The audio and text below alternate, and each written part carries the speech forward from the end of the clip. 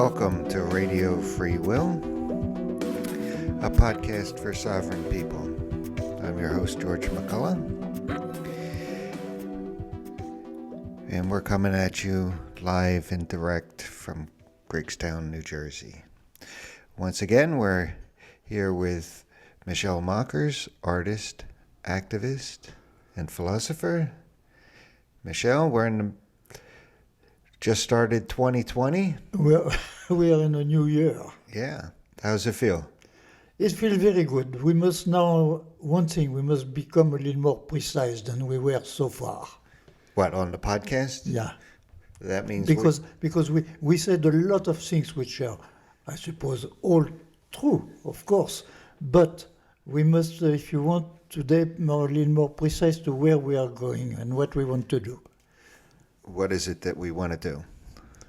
Idea for the very first, it's very simple. For the very, very first time, I don't talk about myself, but for the very, very first time, since the caveman, who is the first one to show that art is part of human nature, when he put his hand on the wall of the cavern, of the cave over there. Since that time, it is the very, very first time that art, precisely art, which is in your life, anywhere, all the time in your life, has never been expressed as a philosophy. It is the very first time that we express it as a philosophy that could eventually be the goal, if you want, for all humanity. Simple. It's very simple, huh? No more than that. And that philosophy is? And that philosophy is the philosophy of the arts, means that we, if you want to explain how you can go from the inspiration to make a painting. I am a painter, I talk painting, I could talk music or whatever, but I talk painting. The inspiration, you have the inspiration on one side, and the other side you have the tools, the brushes, the colors, whatever it is. You put those two things together and you create a piece of art. And that piece of art answers to some rules, if I can say so, automatic, normal rules. So we are defining those rules, that type of a contradiction between something completely abstract and something completely figurative, and we say there is no contradiction into that. So the word manipulates that. The contradiction is very simple. You suppress one of the two contradictory, and you have a solution. The proletariat will suppress the bourgeoisie, and we will have the classless society. Except for one thing, Mr. Marx has never been able to say what would become of the classless society. And what we have today, we have the exact reverse of a classless society. One man elected for life to direct the country. That's exactly a king of the Middle Ages. So that's the communist part of, if you want, of the world. The other one, which is more or less capitalist, and we don't go into history, because if we go into history, it's capitalism which created the material conditions for the existence of communism. Capitalism was so mistreating the people that the people turned to something else, which were a promise for the future communism. No, we are dealing with capitalism, and capitalism is not dealing the right way. You have two things. Let's take our country as an example, not to go to the whole world actually. The America is made of two contradictory things that they do not assemble it, but they manipulate everyone in his own way. The way one is society, with the laws of society, to walk on the sidewalk and blah, blah, and blah, blah. And the other one, which is the absolute contradiction of you don't kill, you are a respectable citizen, and blah, blah, blah. The other one is the freedom of enterprise. You can kill the competition, because like that you will have the job of the competition. So that is an absolute contradiction which is not absolutely not taken care of by something which everybody in America salutes, the Constitution. In the Constitution, you have not one single word about economy. It's just mechanical, if you want. It's the mechanics for a government, how you elect the representative and so and so. But it is the only word of economy of the Constitution is welfare of the people.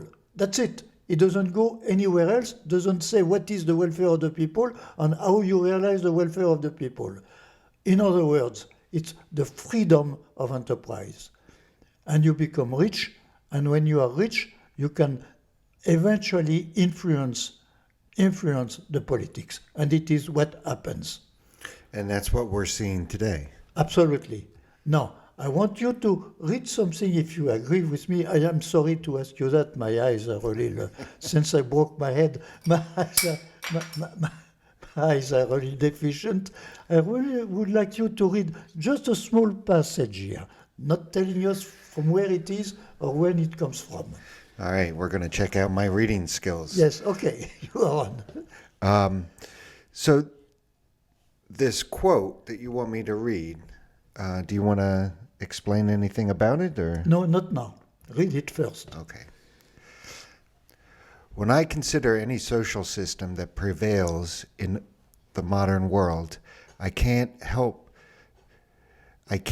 help me God, see anything but a conspiracy of the rich to advance their own interest under the pretext of organizing society.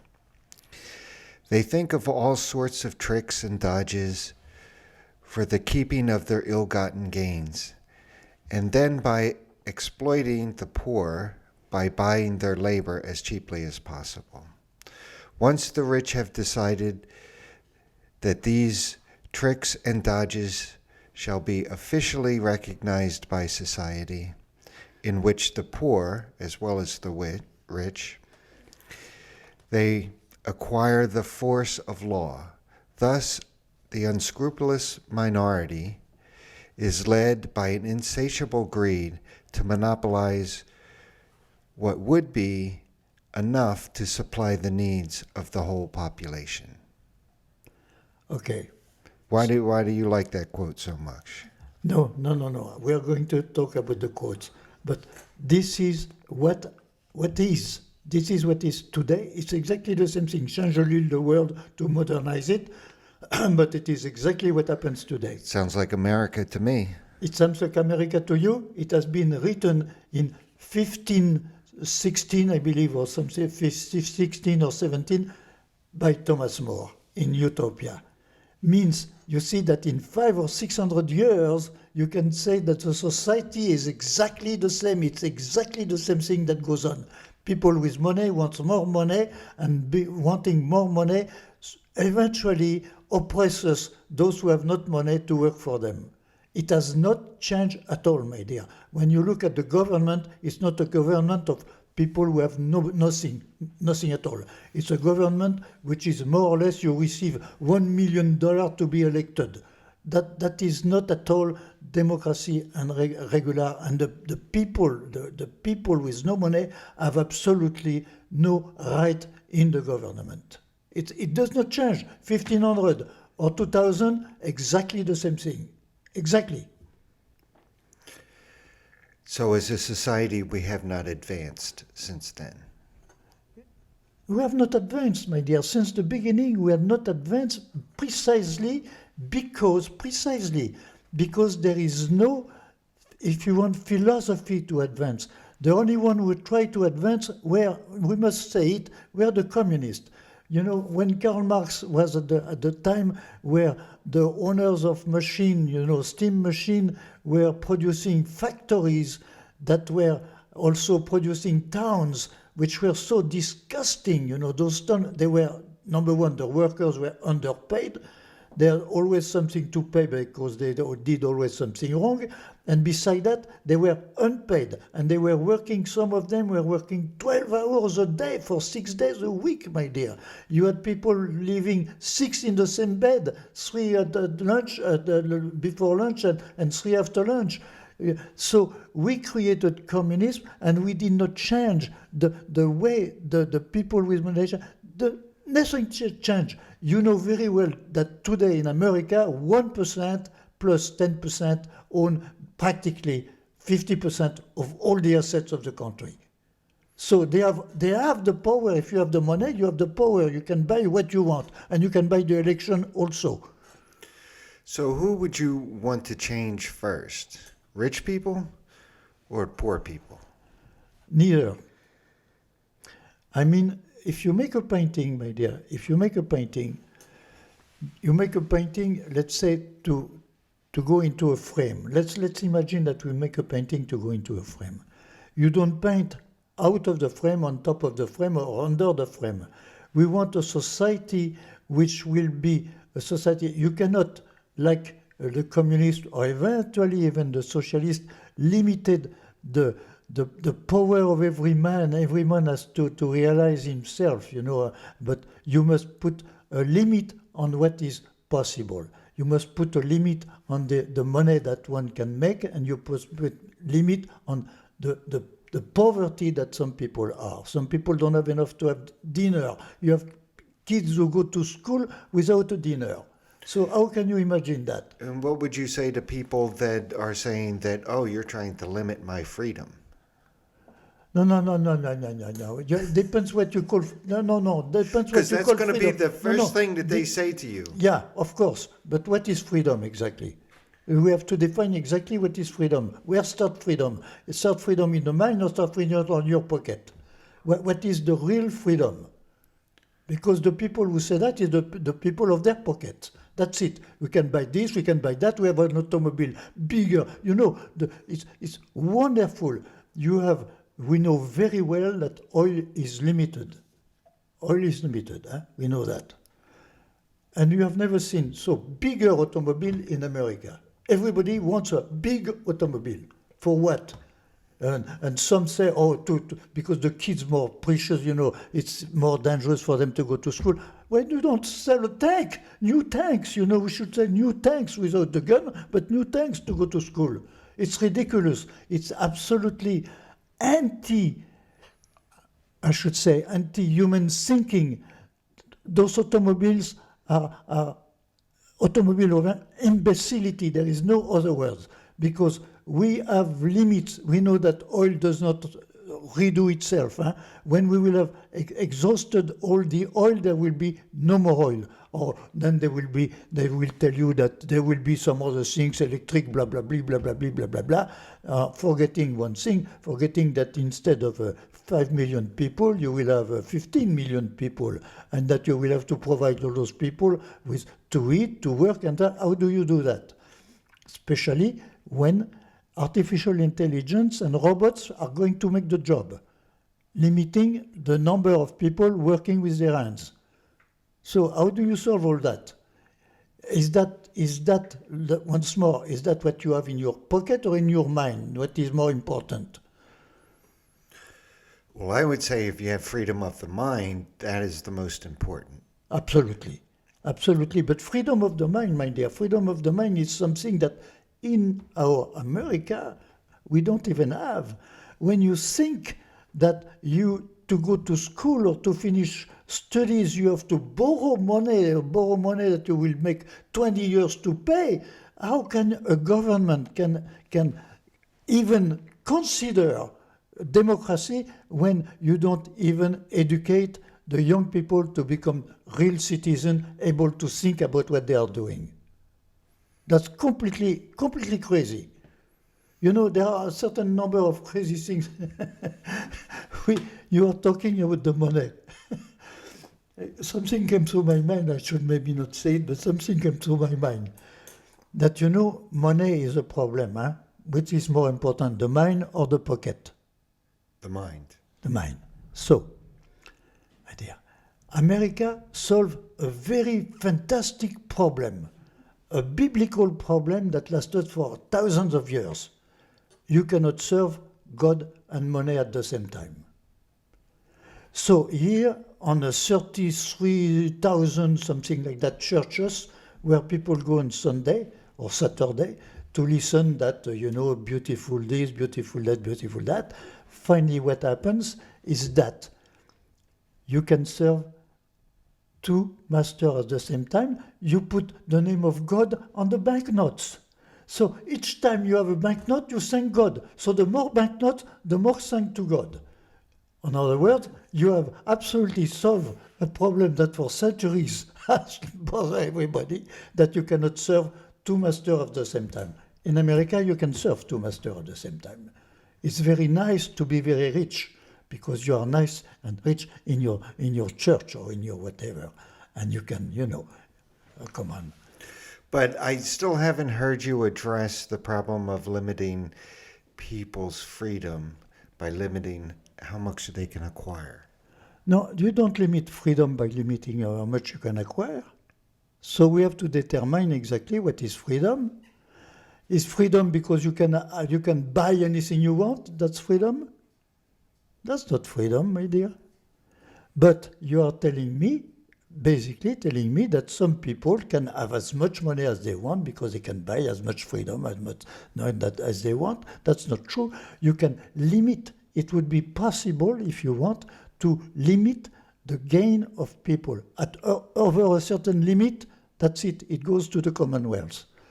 You can be the richest of that part. I don't say that there will not be people richer than other people. Yes, because that's normal. If you want, you have people with more initiative, you have people with more strength, whatever it is, and you must let those people express themselves. Like that, they will feel good and happy. But you can limit what they obtain. You can limit that. You say above that, over. You give that to the Commonwealth. And what about people that will abuse the system and then just How can you collect abuse money? the system? No, somebody who doesn't want to work but still collects a paycheck. There are people that try to work the system.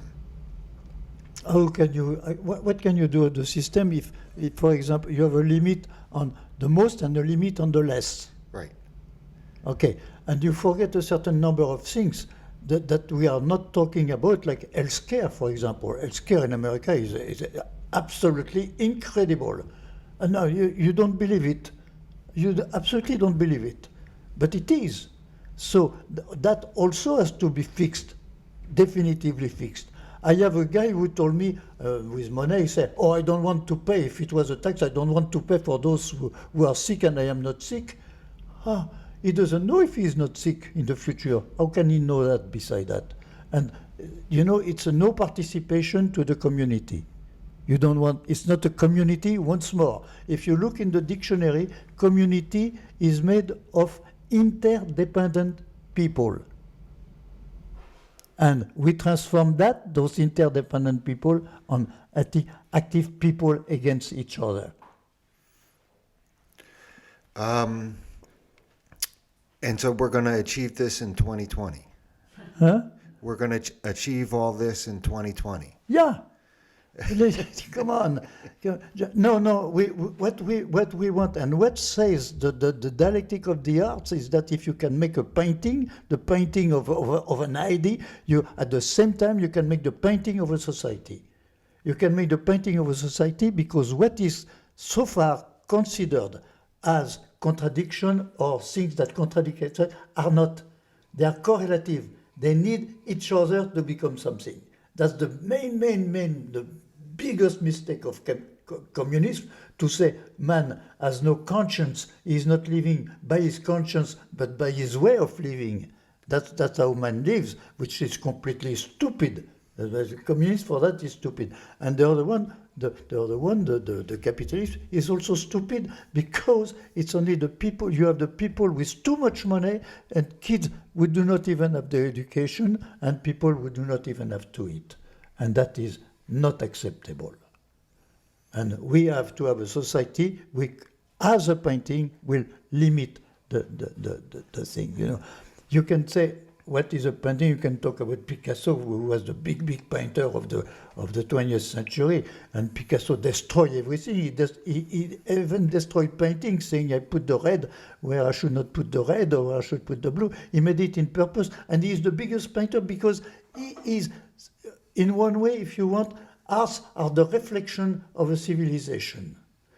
The art of the 200th century of Greece, for example, created absolutely everything: poetry, theater, drama, sculpture, architecture. They created everything in 200 years and disappeared. Absolutely, they disappeared. So, But their artwork still lives on. exactly, and we can see the past civilization through the piece of art that remains. The ruins of this, of that, what remains, we can read, we can still read those civilizations.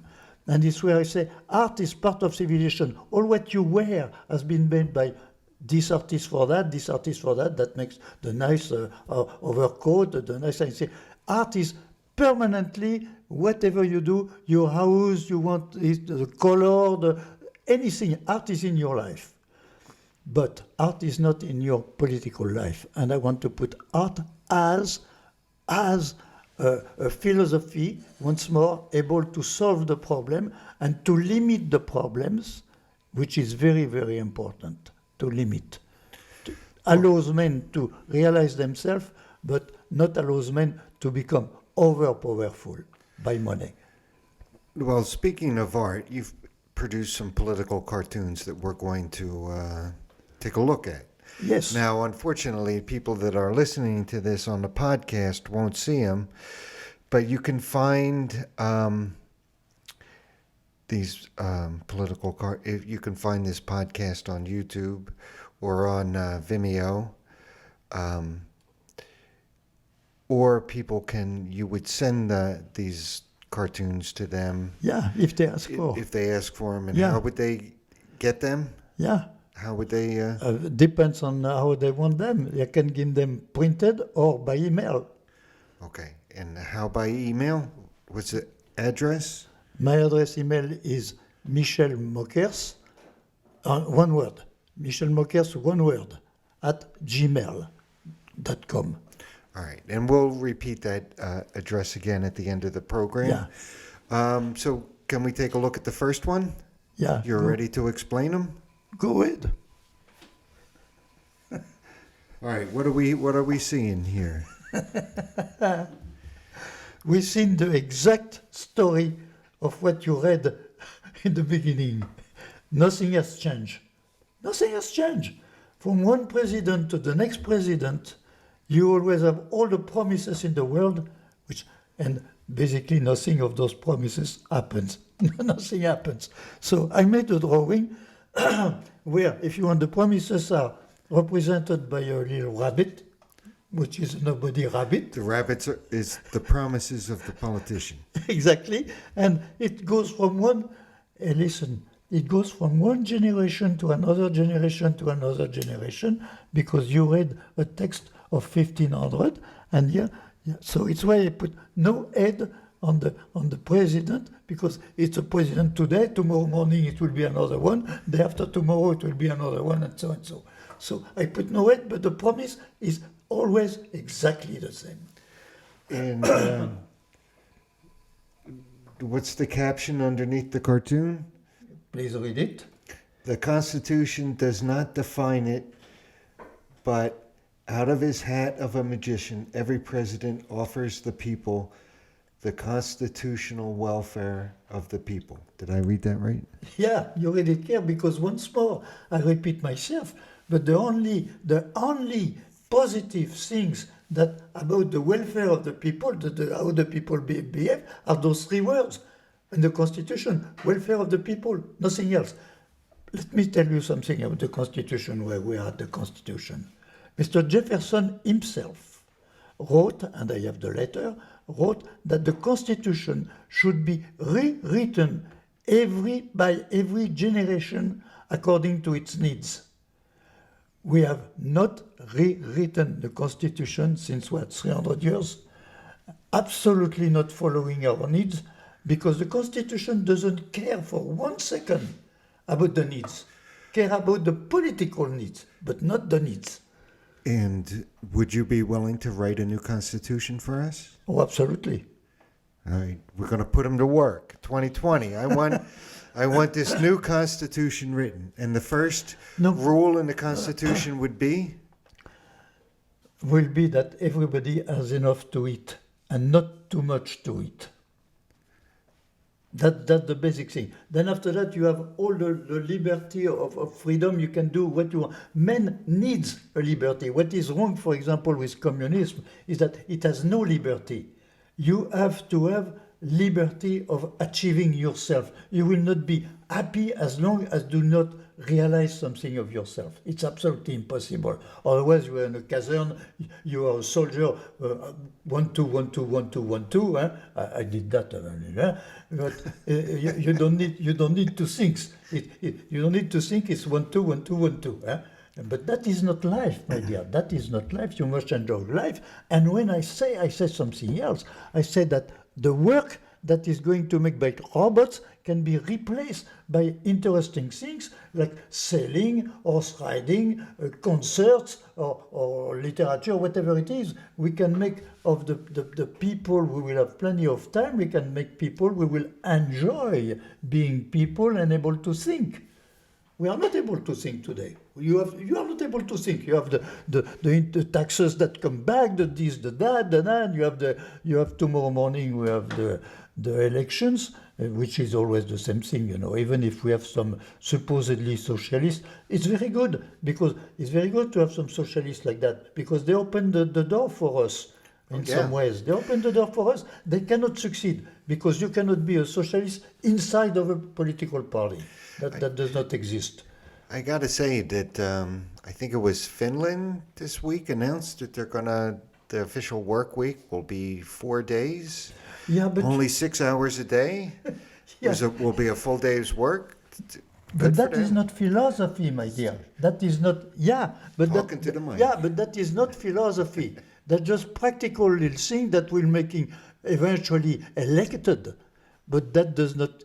That does not fill up the whole thing that has to be filled up. A new way of thinking the world. It's the same way of thinking the world, saying, oh, you work a little too much, we are going to work too much, the robots will do your job, blah, blah, blah, blah, blah, blah, blah, blah. But that is purely material thing. It does not address the mind, the people who talk about the mind. We need a new philosophy. That is not a new philosophy. It's some improvement on the situation. That's it. That doesn't go. So they call that socialist if they want. They can call it anything they want. It's just improvement on an existing society. We propose something else. We propose to completely think, not only our society, but outside society. We propose a dialectic for the world, for the whole world. I don't know if it will happen or if I am a dreamer myself, but it is the reality that, in fact, those progress, 4 hours instead of 7 hours, that doesn't mean anything at all, intellectually speaking.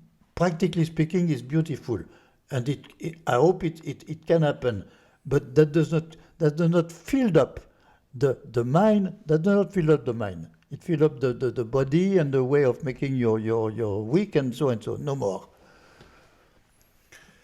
Should we go to the next cartoon? We can go to the next part. I don't.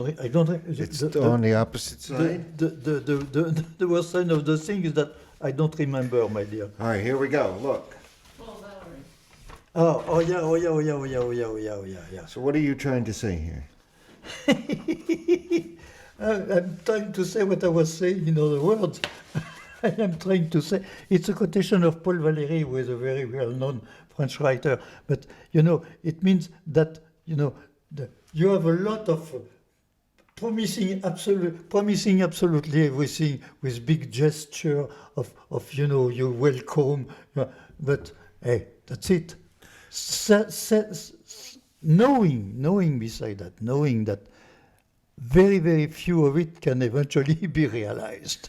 And the quote is, politics is the art of preventing people from taking part in the affairs which properly concern them? And Yeah, who's because that a quote from? yeah, because you are for nothing. The basic people in the way the government is now have absolutely nothing to say in the government and in the government. Nothing, absolutely nothing. It's people elected, and people elected are people who are not, basically without no money at all, who represent the people with no money, not at all. So, in fact, the government many times is a camouflage of the reality. They don't tell you the reality. They tell you things that you want to hear or that explain this or explain that, but you will never know what is the reality.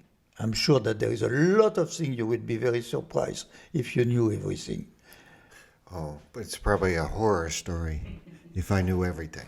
No, that will be absolutely But I do awful. want to know everything. I want to know the truth about things. No, because beside that, today, the electronics make in such a way that you are not talking with me here and me with you. We are both together, naked in the middle of the street over there talking. They can hear absolutely everything we say, everything you publish, absolutely everything. And that is the freedom of today. And you're not afraid of them hearing what you have to say? Absolutely not, because if nobody says it, it will never be said, and eventually nothing will happen. No, if enough people, we have, that's where I want to be very precise. We are trying to do something where all the people with, let's say, basically no money, or small assets, which is the big majority in America, and we are talking about America right now. There's the big majority of America is a majority with no money. Let's put it that way, with no money, no power, no nothing at all. But what we want to do is precisely that those people should be listened to. When you have the election, it's very nice. 50% of the people don't vote. Why those people don't vote? Because as I have said or listened a lot of times, why to vote? It will change absolutely nothing.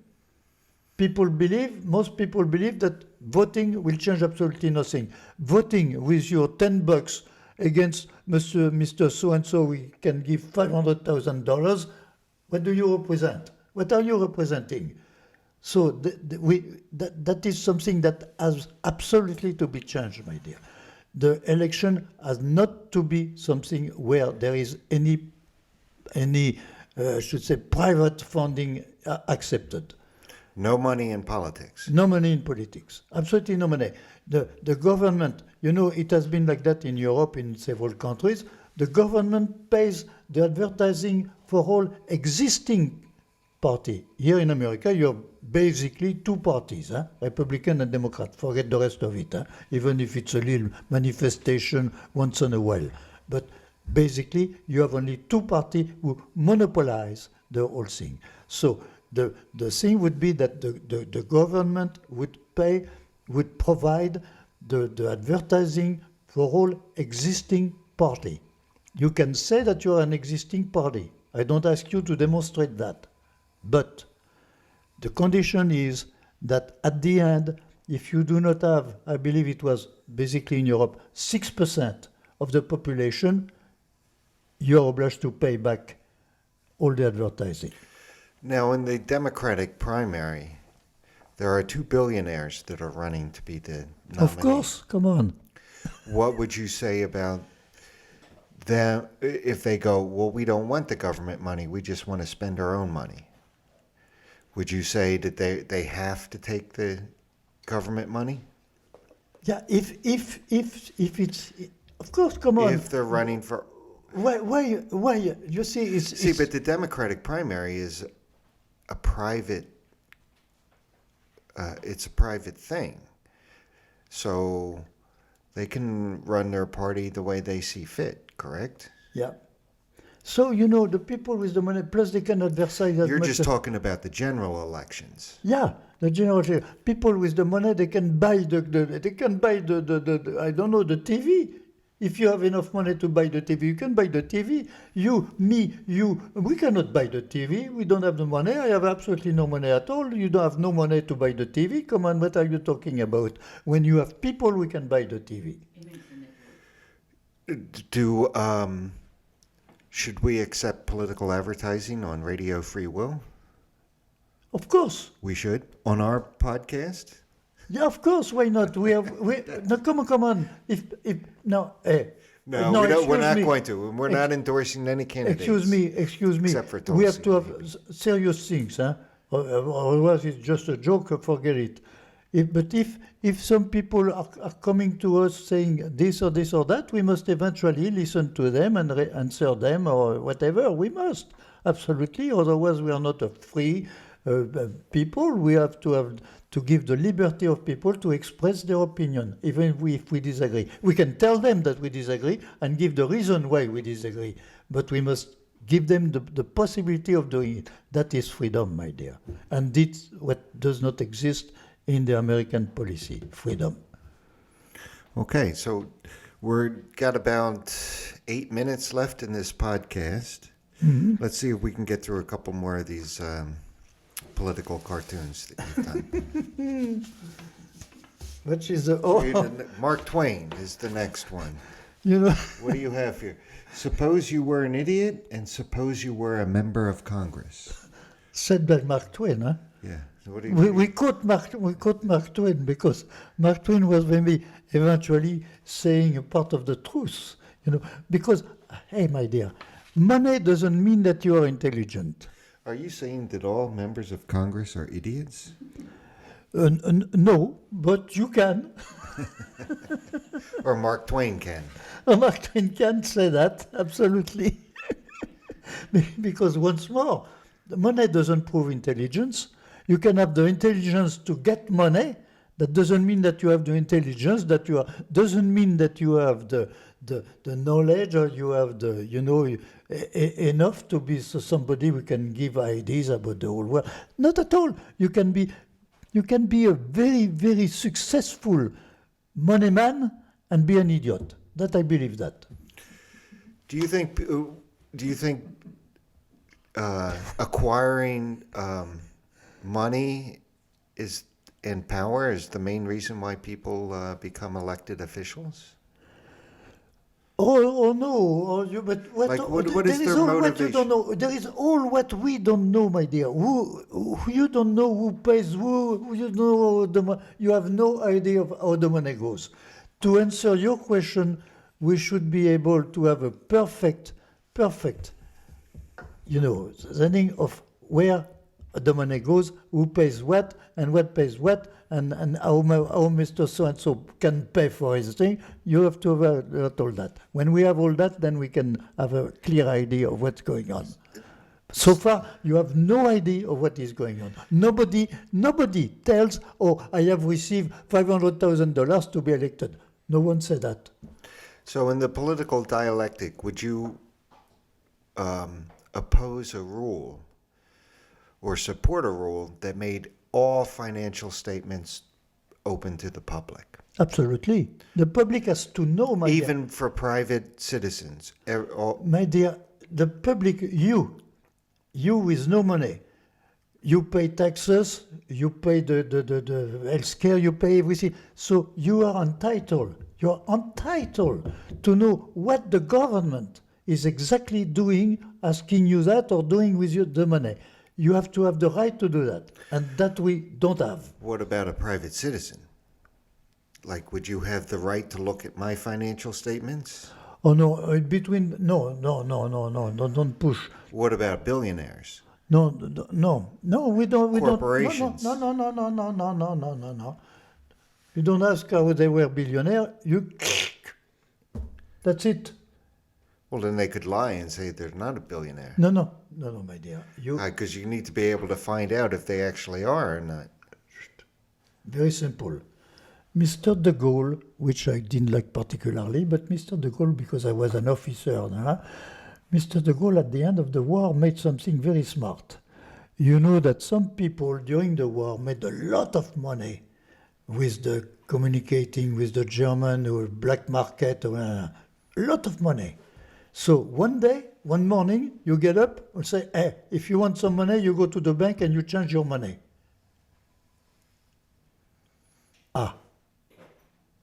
No more than no more than that.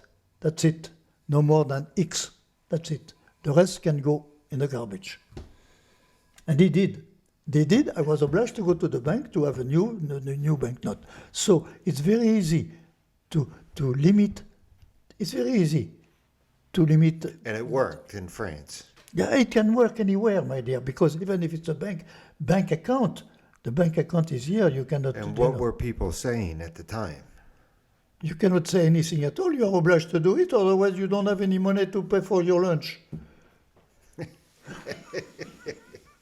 All right, let's see if we can squeeze one more cartoon in, folks. There's a lot of these cartoons.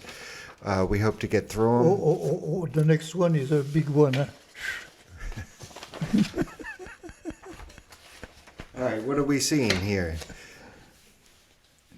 Ay, ay, ay. All year long, the Great American. You know, it's a book of it's not a book where you follow the chapter and so. It jumped from one thing to another one, huh? As it came to my mind from one thing to another one. So there is eventually no following between two stories. But this one is the.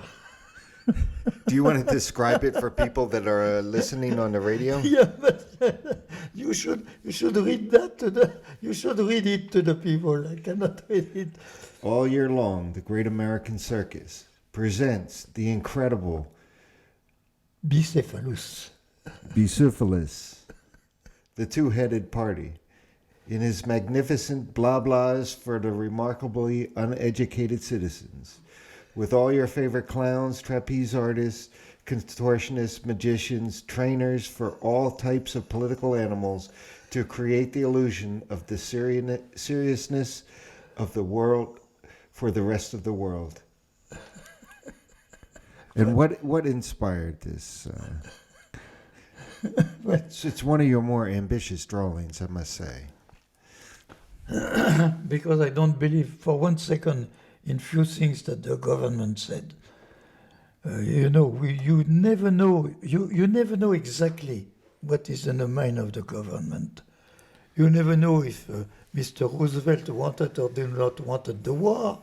You do not know about the story of the West Center, the old center. You don't know the truth which is under anything at all. So for me, if you want, as long as you do not tell the exact truth, and all those people don't tell you the exact truth, they're clowns. Let me ask, Michel, are you an anarchist? No. And why not?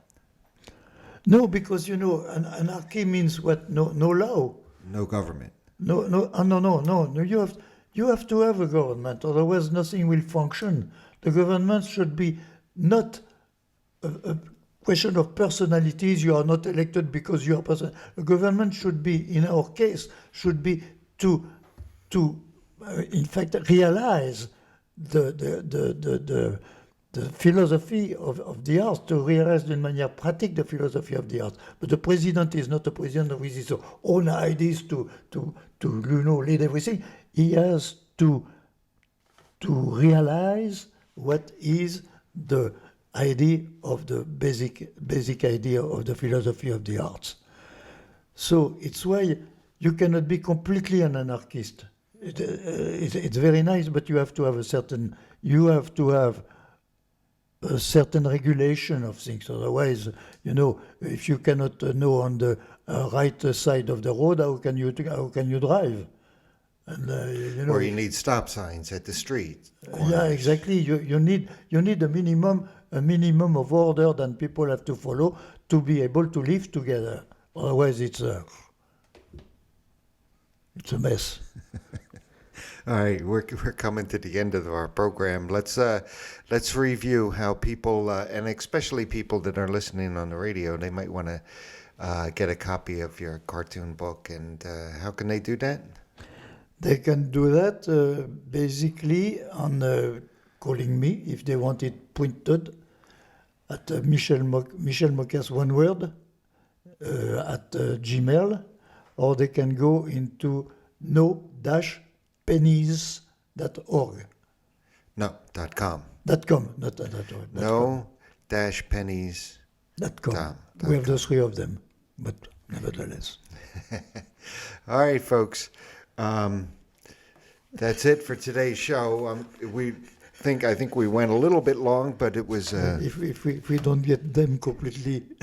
it was entertaining nonetheless. Thank you, Michel, for spending this afternoon with me. And George, I hope look that we forward go to a little many more more. than enjoying ourselves. Listen again next week for the next episode. Absolutely.